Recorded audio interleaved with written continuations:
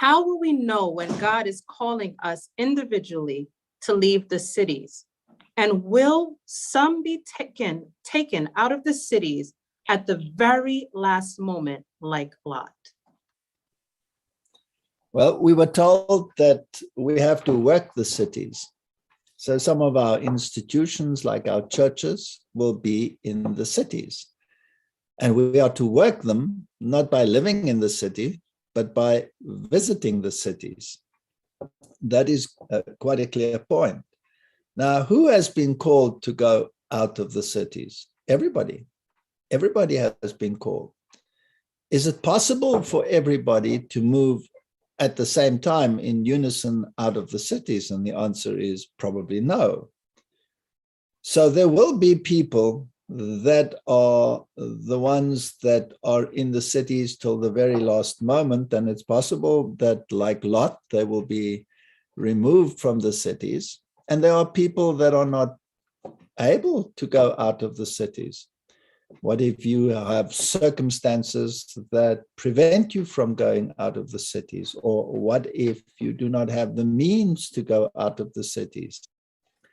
Well, God has asked those that have means to prepare the way. And we cannot selfishly just think of ourselves when we move out into the country. So, for example, if you have secured for yourselves land, then make sure that you don't only think of yourself, but prepare for a time when you will have to take people into your home and take care of them and help them in their circumstances. This is part of our job. We're not supposed to selfishly just think of ourselves. So not everybody will be able to go out, but everybody that can go out should make an effort to go out, but not in haste. You must ask God to open the door. And you must be sure that the door that has been opened is the door that God has opened. Because you might be able to rush out into the country and then not able to survive out in the country. So God has to open the way. And this is a very personal experience. You cannot dictate it to someone. But as you yourself stated, you have felt for a number of years now this urgency that it is necessary for you to move in that direction. And as you have stated yourself, that urgency has intensified and not been reduced. And that is a voice that is talking to you. And you have to ask yourself, whose voice is it that I'm hearing? And obviously, in my opinion, it must be the voice of God, because it is in harmony with the word and with the spirit of prophecy. So you are trying to act on it. And God will open the way, because he says, if you honestly want to do my will, then God will remove the obstacles. You will say to this mountain, depart, and it will. The mountain of difficulty will depart. Now, I've been into country living for a long, long time.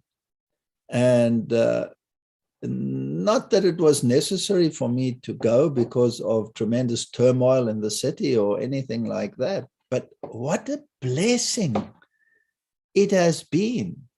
And the other thing is, I haven't stayed in the same spot because I have a calling, for example, to go to a specific region to become involved in evangelism. And so I've moved in my country experience to a number of places, and others have taken the place. But the interesting thing is more and more people were able to come out because of those initial first movements.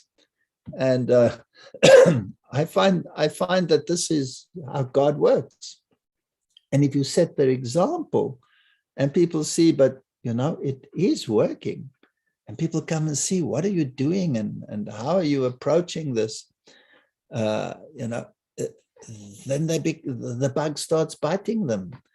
And I see more and more people, and I get letters every single day, and I get voice messages every single day. asking me to pray for this one or that one, or how must they move? Must they move there or must they move there? I can't tell them where to move. God must tell them where to move. But the fact that they want to do it already, that's very encouraging. And I think God's people are beginning, or at least those that are serious, are beginning to get the message.